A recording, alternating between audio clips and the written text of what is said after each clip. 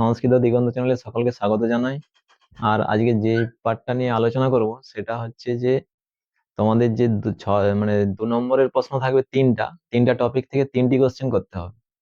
হ্যাঁ, মানে 2 নম্বরের প্রশ্ন সংস্কৃতে উত্তর দিতে হয়, যেটা মানে সংস্কৃত ভাষায় উত্তর দিলেই হবে। আর ওটা তোমাদের দেবনাগরী হরফে লিখতে হচ্ছে না, কারণ পর্ষদ থেকে কয়েকদিন আগেই হচ্ছে যে জানিয়ে দিয়েছে যে ওটা বাংলা বাংলা হরফে লিখলেই হবে, আর সংস্কৃত ভাষায় উত্তর দিতে হবে। হ্যাঁ, আর ওইটা সকল ছাত্রছাত্রীদেরই ওইটার প্রতি মানে একটা ভয় ভীতি থাকেই, যে অনেকেই বলে যে আমি ওটা ওটা আমি ছেড়ে দিতে হবে বা ওটা আমি পারবো না।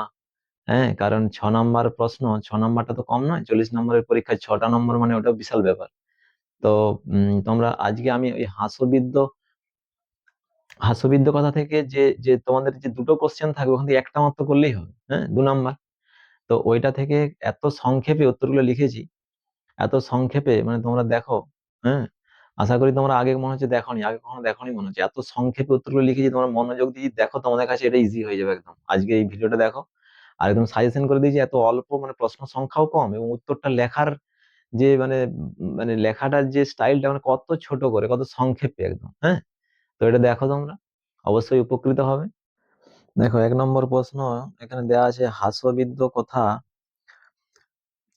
কথা ইতি কথায়া রচয়িতা ক। মানে হাস্যবিদ্য কথা গল্পের রচয়িতা কে, কোস্য গ্রন্থস্য অংশ বিশেষ, মানে কোন কোন গ্রন্থের অংশ বিশেষ। তাহলে এখানে হাস্যবিদ্য কথা ইতি কথায়া রচয়িতা ক, মানে রচয়িতারা কে, শুধু কয়ের জায়গায় শুধু উত্তরটা দেখো। হাস্যবিদ্য কথা এই প্রশ্নটা ধরেই তোমরা লিখবে। হাস্যবিদ্য কথা ইতি কথায়া, এই তো লিখেছি ইতি কথায়া রচয়িতা। এই রচয়িতা রচয়িতা মানে শুধু এই কয়ের জায়গায় শুধু মৈথিল কোকিল বিদ্যাপতি, মৈথিল কোকিল ও বিদ্যাপতি, এখানে বিসর্গটা দিবে। মৈথিল কোকিলটা না লিখে শুধু বিদ্যাপতি লিখলেও নম্বর পেয়ে যাবে। তারপরের প্রশ্ন দেখো, কোস্য গ্রন্থস্য অংশ বিশেষ, কোন গ্রন্থের অংশ বিশেষ। দেখো, পুরুষ পরীক্ষা গ্রন্থস্য অংশ বিশেষ, তো কোস্যর জায়গায় শুধু পুরুষ পরীক্ষা। হুম। তারপর 2 নম্বর প্রশ্ন দেখো, বিদ্যাপতি পিতা ক, বিদ্যাপতির পিতা কে। তাহলে এই উত্তরটা আগে বলি। দেখো, বিদ্যাপতির পিতা গণপতি ঠাকুর আসিত, আসিতটা শেষে লিখলেও হবে, আসিত মানে ছিলেন।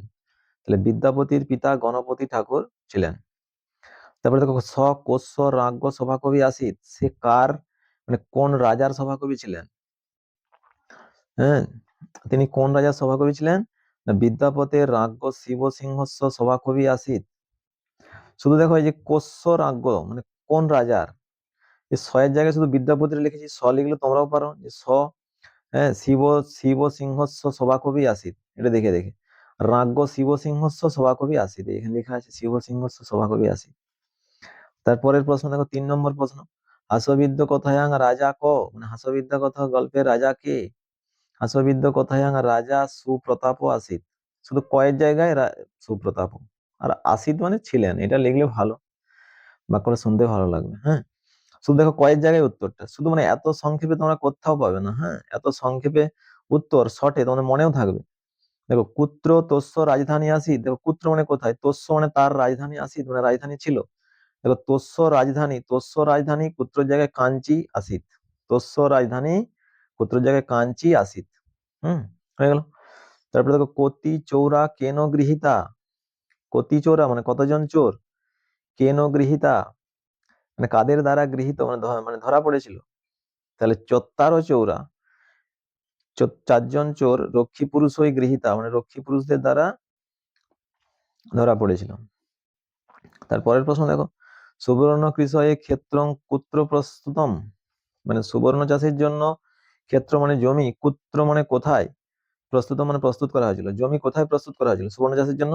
তাহলে সুবর্ণ কৃষয়ে প্রশ্নই আছে, প্রশ্নটা ধরে লিখবে।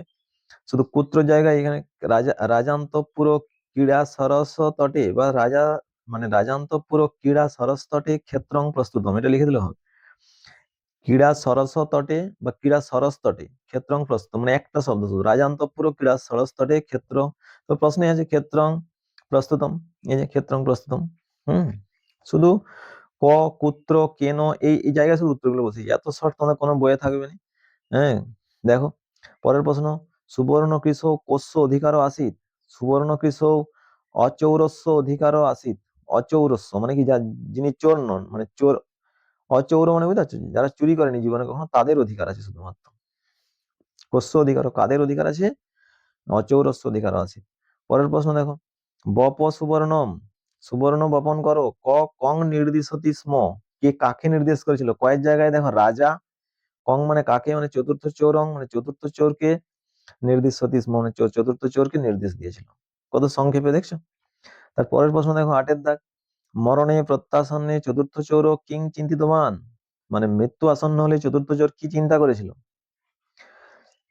এই চিন্তা করেছিল দেখো, মরণে প্রত্যাসন্নে মানে মরণ আসন্ন হলে চতুর্থ চোর চিন্তিতবান, এই প্রশ্নটা ধরেই লিখেছি। দেখো এখানে মরণে প্রত্যাসন্নে চতুর্থ চোর চিন্তিতবান, এই কিমের জায়গায় এই উত্তরটা, এই এখান থেকে এটা রক্ষোপায় ও বিধিয়তে, সে শ্লোকটা আছে তোমাদের, জানো অনেকেই।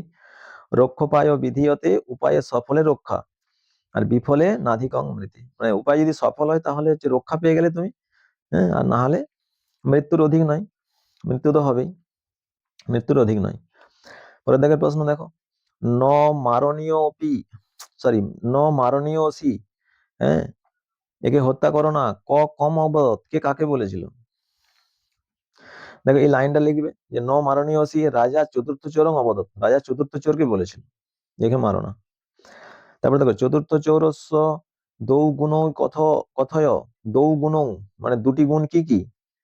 তাহলে চতুর্থ চৌরস্য দৌ গুণ, এই কথয়ের জায়গায় উত্তরটা লিখবে দুটি শুধু গুণ হচ্ছে উপস্থিত বুদ্ধি, হ্যাঁ, এটা কমা দিবে এখানে, হাস্যপটুতা চ ইতি, হাস্যপটুতা মানে উপস্থিত বুদ্ধি এবং হাস্যপটুতা মানে হাস্যরস সৃষ্টি করতে পারে, বা হাসাতে পারে এরকম আর কি। তারপরের দিকে প্রশ্ন দেখো, কাং বিদ্যাং জানাসি, কোন বিদ্যা জানিস, ক মুক্তবান, কে কাকে বলেছিল? দেখো এই লাইনটা দেখো দুবার বলেছিল, রক্ষী পুরুষরা চতুর্থ চোরকে বলেছিল, আবার রাজাও কিন্তু বলেছিল, যেহেতু মানে এখানে কে বলেছিল, এখানে রাজা চতুর্থ চোর মুক্তবান, মুক্তবান, দেখো রাজা চতুর্থ চোর মুক্তবান, এটা এটা লিখলে তোমার নম্বর পাবে।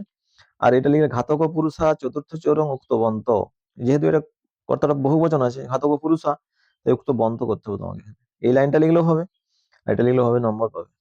পরে দেখে প্রশ্ন দেখো, জুয়ং সর্বে অপি চৌরা, আপনারা সকলেই চোর, কেন উক্তম মানে কার দ্বারা উক্ত হয়েছিল, কর্মবাচ্যা আছে, কাং প্রতি উক্তম কার প্রতি উক্তি, তাহলে চতুর্থ চৌরেন উক্তম, এই কেন, এই প্রশ্নের উত্তরটা কেন উক্তম মানে কার দ্বারা উক্ত হয়েছিল, না চতুর্থ চৌরেন উক্তম মানে চতুর্থ চোরের দ্বারা উক্ত হয়েছিল বা বলা হয়েছিল।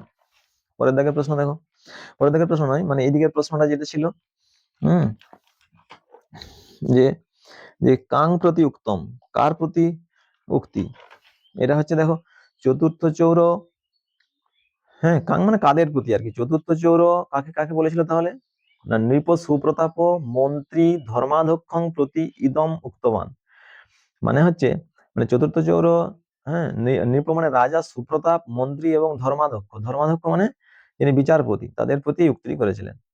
পরের প্রশ্ন, সুলমারোপ্য মারয়ত, শুলে জড়িয়ে হত্যা করো, ক কান নির্দিশতি স্ম, কে কাকে নির্দেশ দিয়েছিল? তাহলে ক কয়ের উত্তরটা রাজা সুপ্রতাপ ও নির্দিশতি স্ম, হ্যাঁ, যে রাজা সুপ্রতাপ নির্দেশ দিয়েছিল, আর কাদের প্রতি নির্দেশ দিয়েছিল, না ঘাতক পুরুষান নির্দিশতি স্ম, হ্যাঁ, ঘাতক পুরুষদেরকে নির্দেশ দিয়েছিল। এটা লিখলে হবে যে কিম নির্দিশতি স্ম, কি নির্দেশ দিল, তখন এটা লিখবে। এই প্রশ্নটা লিখিনি আমি, কিম নির্দিশতি স্ম মানে কি নির্দেশ দিয়েছিল, চতুর্থ চৌরপি চতুরপি চোরান মানে চারজন চোরকে এতান নগরান বহির্নিত্যা, এই নগরের বাইরে নিয়ে গিয়ে সুলম আরোপ্য মারায়ত মানে শুলে চড়িয়ে হত্যা করো, এই চারজন চোরকে নগরের বাইরে নিয়ে গিয়ে শুলে চড়িয়ে হত্যা করো, এটা বলেছিল। কাদেরকে, না কান নির্দিশতি স্ম মানে কাদেরকে নির্দেশ করেছিল, সো ঘাতক পুরুষান নির্দিশতি স্ম, এটা লিখলেও নম্বর পাবে, এটা না লিখলেও হবে, যদি কিম নির্দিশতি স্ম কি নির্দেশ ছিল তখন এটা লিখবে। হুম, আচ্ছা, এই কটি মাত্র প্রশ্ন দিয়েছি তোমাদের জন্য, এগুলো তোমরা অবশ্যই অবশ্যই করো, এর মধ্যেই কমন থাকবে, হ্যাঁ। ঠিক আছে, তাহলে আজ এই পর্যন্তই।